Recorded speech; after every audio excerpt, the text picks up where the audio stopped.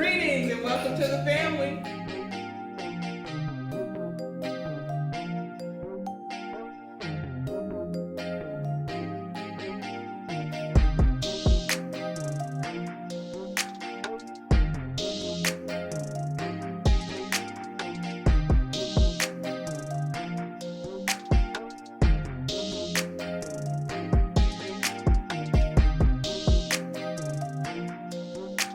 Welcome back.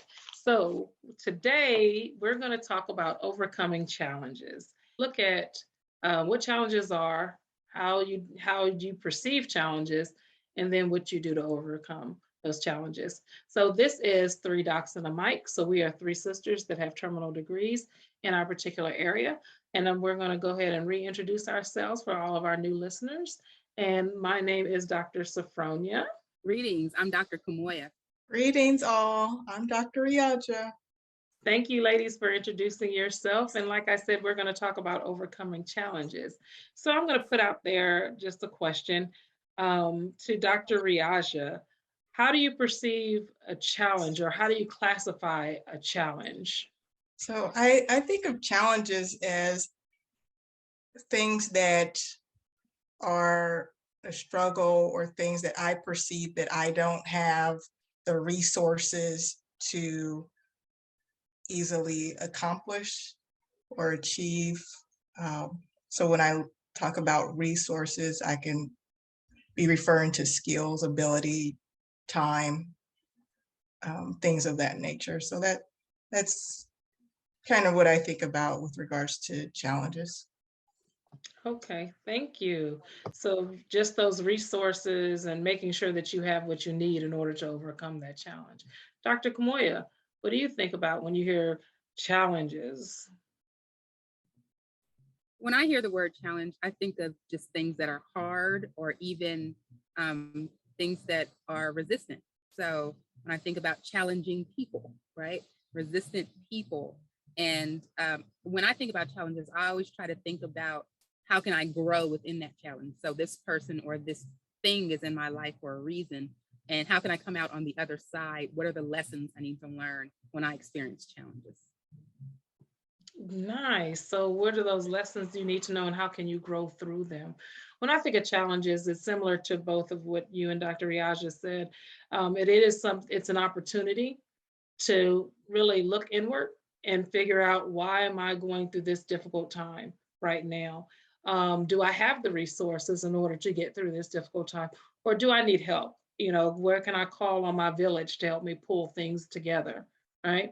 So those challenges. So can you think of an instance where you tell us about the challenge and then tell us how you overcame that challenge? Dr. Kamoya. Thank you. I think instantly I'm taken back to grad school. So when I got my PhD, it took me a while to get my PhD. And I think one of the biggest challenges was, of course, having to work full time and be a parent during that time. And so the demands of the classes, I didn't feel like I always had the time to do it, although I love writing, but the demands and the time frame that I had to do it in and finish a course in a certain time, and then also achieve a certain grade, right, within that course so that I can stay within the program.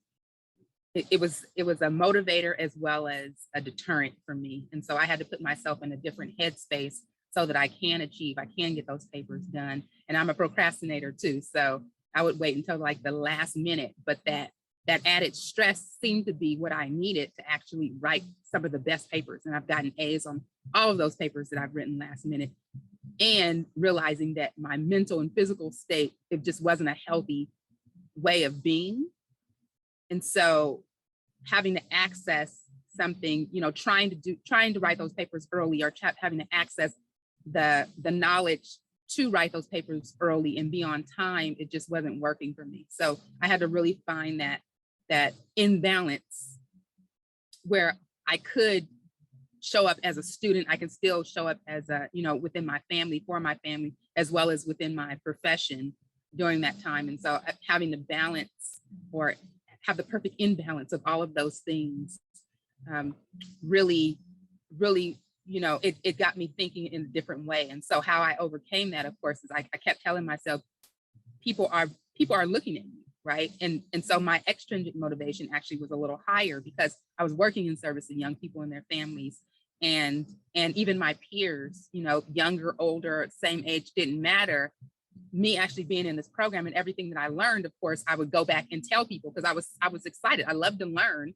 I loved gaining knowledge. It was just the added stress that came along with that, right? Having people judge you, tell you if you're good enough so that you can continue going, even though you love learning. And so everything that I learned, I would tell other people, and I would just see the light in their eyes light up. And so that kept me actually motivated to continue, even through the dissertation process, which, as both you ladies know, it is not a fun or easy process to go through. And yet going through each stage of that process, I had some just wonderful mentors, like super mentors, that held me in a way that held me accountable and held that bar high, and also was very loving in a way, like really listened to me, really processed with me during that time. And so having somebody who was still in my court, pushing me and also listening to me, I just felt the support in so many ways, just from so many different directions. And so that's what kept me motivated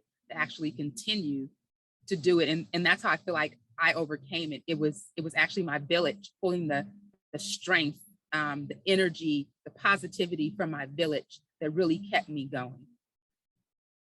Wow, that's a powerful, powerful story of how you overcame that, and just the tenacity to keep going through that, and that tedious process as well. So pulling in that village to really helps that support system was great. Dr. Riaja, can you think of a time where you had to overcome a challenge, and how did you get through that? How did you make it through? So what readily comes to mind for me will be a series of challenges, which all kind of encompass the same thing. And what that thing is public speaking. That has been a challenge for me. And I don't recall exactly when I developed this intense fear of public speaking. However, I do remember specific times in which it was so bad that I actually had panic attacks, which I didn't even know what a panic attack was until I had one. So it was many years of avoidance, not wanting to be in front of people, wanting to be in the background, wanting to be the person, well, let me be the helper back here. Let me not be the person in the front with the mic, how can I keep myself busy, and show people that I'm such a great worker in the background so that they would never ask me to, be in the foreground.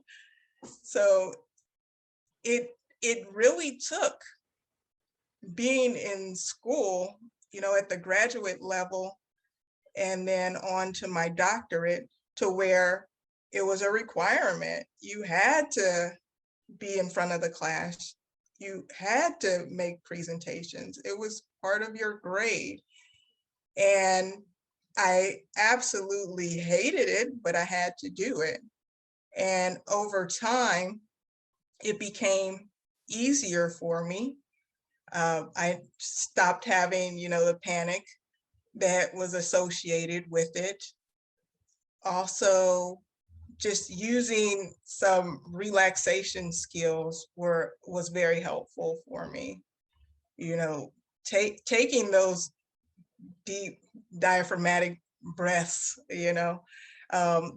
self-talk. I had to tell myself that I knew the information. So it wasn't that I didn't know the information, or that I didn't have the ability to convey the information. It was more so just the negative record that was playing in my head with regards to how people perceive me.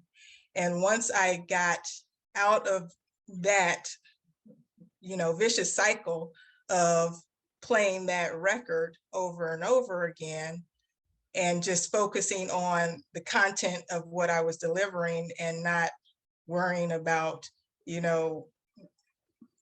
how people are perceiving me. And really, it's really just me thinking the worst in the situation. I didn't know how people were perceiving me, but that's what was really driving, this fear in me. So it's been a rocky road, definitely a challenge. I'm getting better day by day. There's still some times when I get anxious when I'm speaking, but never to the point that where it was in the past. Wow, that's pretty powerful too. And that example of public speaking, it is crippling to some people. So I definitely empathize with that and sympathize with that, because public speaking was something and I didn't care to do. I mean, I could do it, but I just didn't care to do it. So I definitely understand that as well. For my example of overcoming difficult situations, and I sort of go back to my graduate school as well, those challenges that I had in graduate school. And it wasn't so much the content was the challenge. My challenge was with the writing. And it wasn't so much of the writing because I knew how to write, but it was the processing of information in order to get the dissertation written.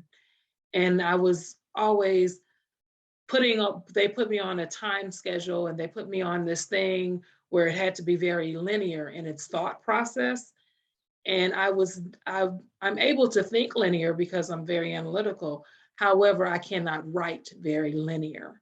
And that was a realization that I had to understand about myself, is that I process differently and I don't process in a linear fashion. What helped me was finding the tools that I needed, correct? Like Dr. Riaja was saying, if you find those resources and those tools, then it helps you to sort of get through the challenge that you're having a little bit more. And the same thing with Dr. Kamoya was saying is that, okay, now you have to call on your village in order to help you to bring things together. So with my writing of my dissertation, I would write sections of different parts. So I would write sections of chapter 1, and then I'll write sections of chapter 3, and I'll go back and write a section in chapter 2. But I could not process all of the information at one time in a linear fashion, where my PI was like, nope, I need to see chapter 1 by Friday. And I'm like, I ain't finished writing chapter 1. Like I have chapter 1, but I also have this over here too. And I think this is really great information. You might want to read this, So I had to learn that no, she was really a linear thinker, and I had to adapt to her style. And she also had to make some compensations for my style as well. So to do that, I would give the lab updates and lab meetings. And I would say, okay, this is where I am with this chapter. And for me to complete this chapter in a timely fashion, these are the things that I need. Not so much that I needed a lot of help in those things, but I just needed to see more of a mind map, or more of a sporadic, give me bullet points to what's important for me to pull out, as opposed to, no, I just need you to write it. And then that leaves a whole lot of openness for me. So I needed a little bit of more framing around that. Once that we had that relationship where they understood I needed the framing in order to get the project done, then it went a lot smoother with that. I tend to take time and to look at what points are important. And I write those down, and then I write down that supporting information based upon those points that I felt was important. And knowing that I process differently, I had to still do my way of processing it and writing it out. But then I just knew I had to get things together in order to present it in a logical manner for someone else to have that. So that was a challenge for me. That was a a difficult time because I had to learn a lot about me, but I also had to learn a lot about other people and how other people not only perceive me, but how other people are reading what my written word was and making sure they understood my writing style and everything like that. And in science, the PhD is very pointed and I'm very direct in there. So I don't use a lot of fluff words. I don't use a lot of, things like that. Where I had other people on the committee was like, oh, you should make this longer. I'm like, but it said what it said, so so it was a little balance there too, as far as how much of a fluff can you put into a scientific technical paper, and then also have it be accepted by your academy, as well as the institution that you are in. So overcoming those challenges really helped me because now I look at students and other people with, okay, I know not everybody thinks the same way or not everybody processes the same way. So I have to give grace for them to find out who they are as well. So that was a pretty good outcome regarding that challenge. Um, so if I can ask you guys the final question on this overcoming challenges, is that how are you going to take the lessons you learned in the challenge that presented, the example that you gave? How do you package that lesson together so that you can help someone else in a similar situation or to help yourself in a similar situation that may come in the near future? So Dr. Riaja, how do you package that? I think about all of the challenges that I have overcome in life. And I use that to propel and motivate me when I'm faced with a current situation. So public speaking was a huge challenge for me. So I feel like if I have overcome that, I can overcome other challenges in my life. And so it's a motivator, it's a reminder that I can do it. I got this. I am able to proceed in power. So I always use, life lessons to help guide me on future endeavors. So that's kind of how I package my overcoming of challenges for the future. Thank you so much. Dr. Kamoya. Yes, so I continue to tap into my village, the people that I'm in service of. I encourage them to tap into their village. Some people can't access who's in their village because they feel like they're drowning and they're so deep. And so walking them back down the ladder is, if you're ever familiar with the ladder of inference, is actually how I process with others so that they can actually see the bigger situation, like who is actually in your corner, who is in your village, including myself, right? We can just meet.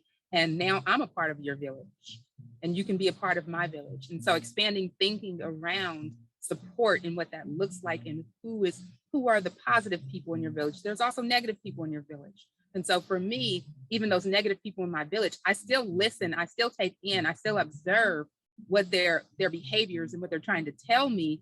And I think about what does that mean for me? Again, I go back to there are lessons learned in everything, right? And so what's the lesson I need to learn right now in this situation? And when I'm speaking to other people, I ask them the same thing. What's the lesson that you feel like you need to learn here, right? Because I believe people are put into our lives for a reason. And there's always learning, there's always growing that happens with every relationship, every experience. And whether it's an adverse experience or a positive experience, we can find the lessons in that. And some experiences are easier said than done, right? Because there are some really, really strong, hard experiences that people have overcome. And with those, people need other people to walk that walk with them, right? Take that journey with them. And so who can you partner with?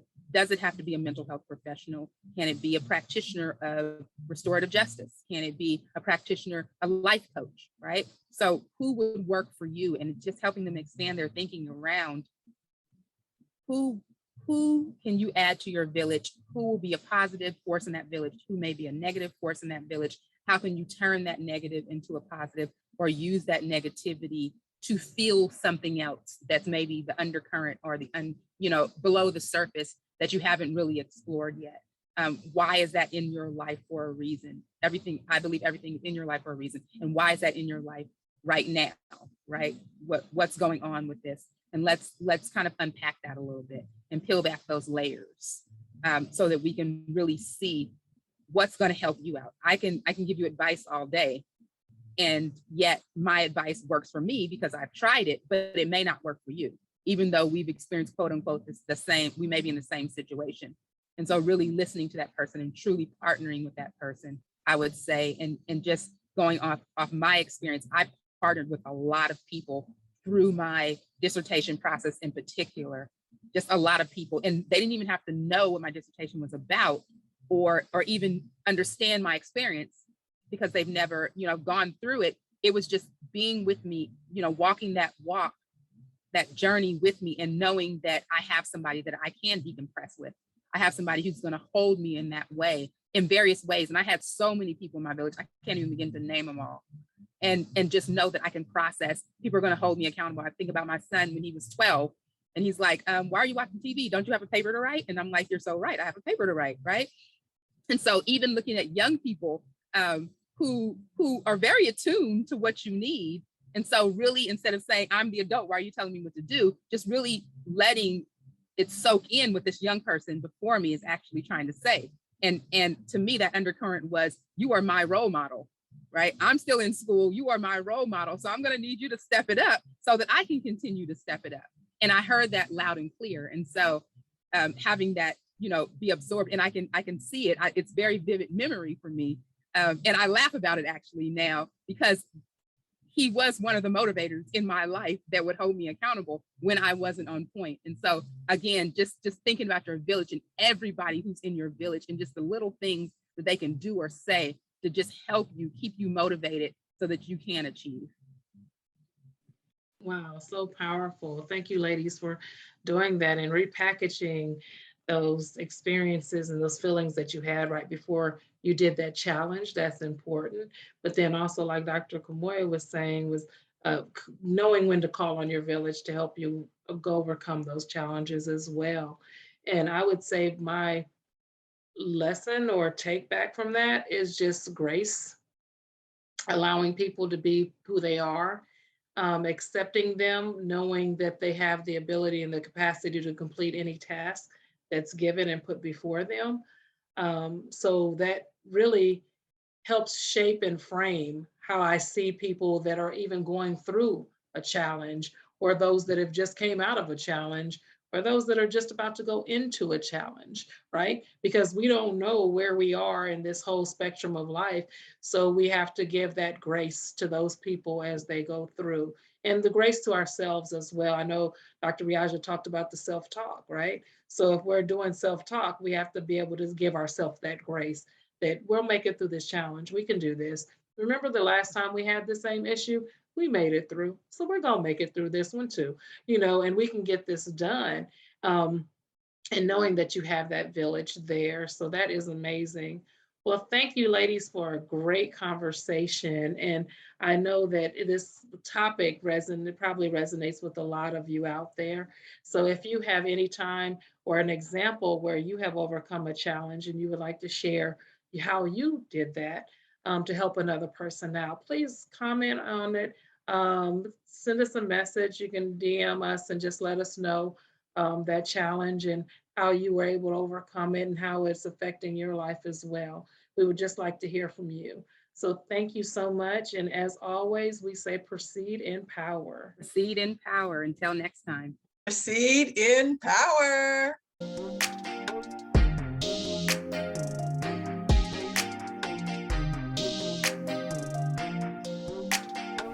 Thank you for being with us. We're sending you love, light, and positive energy. And remember to perceive in power.